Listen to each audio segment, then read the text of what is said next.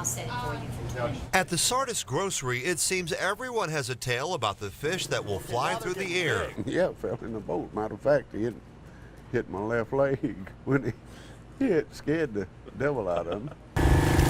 Some have horror stories. There's a man from Holly Bluff, he was fishing, had one jump in his face and break his nose. They are not tall fishing tales. This is Lake George in Yazoo County. These are Asian carp, and they have become the #1 invasive species problem for waterways. Electrical leads in the water can stir them up, but so too the simple hum of an engine. It is a dangerous dance above the water by fish that can reach between 30 and 100 pounds. Jonathan Lucas with Wildlife and Fisheries says he's had too many close calls. Because people have been killed by these fish. I mean, you take a 40-pound fish, you run in a boat, and it hits you. It's like being hit with a cannonball. Years ago, they started introducing these carp into aquaculture facilities, fish farms. The idea is they would eat the plankton and keep the ponds clean. The problem occurred, though, when they had big floods. The waters of those ponds pushed into the river and the carp got out. They move around in schools. So what is believed to have started in the Arkansas area in the 70s has exploded. The fish feed on plankton and plant life. You can't catch them with a fishing pole, so they thrive. Each time there is a major flood, like in 2010, more of them are pushed into waterways like Oxbow Lakes. It's always a bad thing to have a species, an exotic species, because it competes with your native fish, or any, whether it's vegetation, animals, or fish. And the problem could be that they're eating the same food that your native fish need to eat.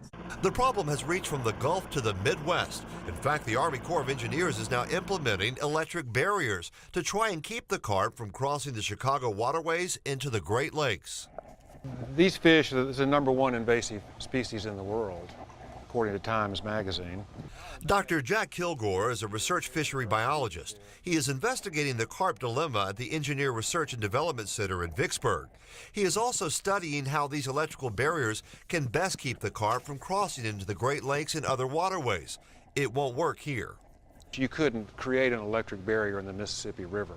It's just too wide, and it just wouldn't work in that type of environment. But the carp are threatening local species like paddlefish as they battle the carp for food. The best hope is that local fishermen will start using nets to catch them.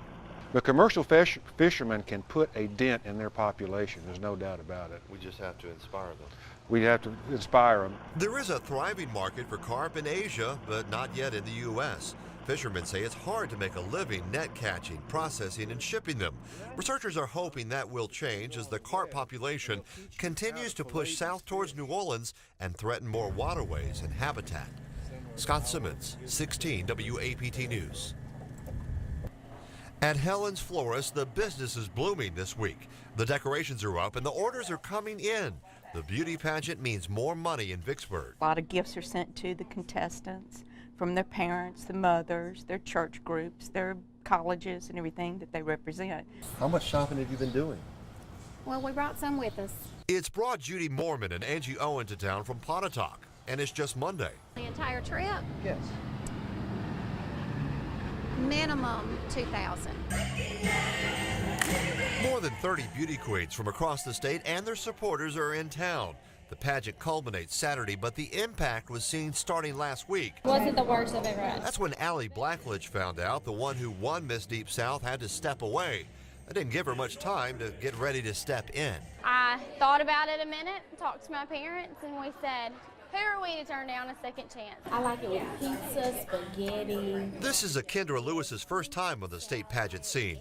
Miss Clinton is trying not to miss a thing. I'm more excited, but it's like a big circus. There's so much moving and so much going on. It's hard to just stay focused.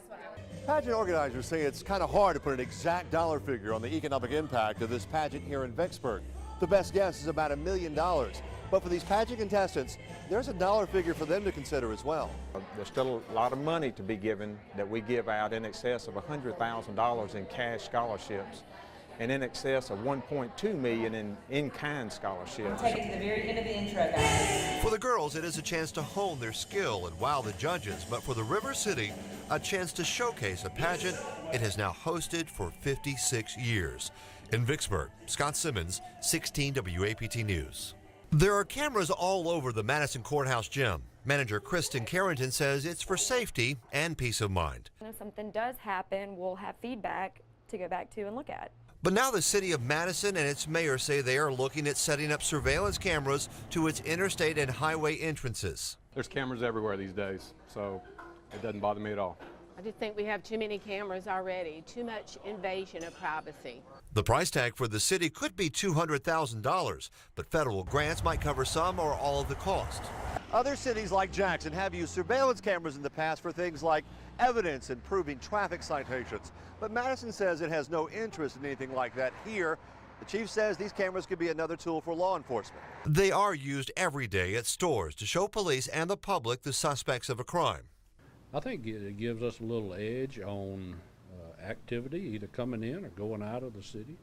The chief says the city has been looking at this concept for more than a year now, and it shouldn't give residents reason to worry. It's strictly to look at the possibility of catching the criminal vehicle if it is leaving our city, and we have a description of it. We can follow up on that investigation. My understanding that it's going to cause a different type of problem. You don't think they need cameras? Not at all. Not breaking the law, that nothing, it shouldn't be a problem. It is bringing focus to the debate of Big Brother seeing too much or the steps a city must take to keep crime in check. In Madison, Scott Simmons, 16 WAPT News.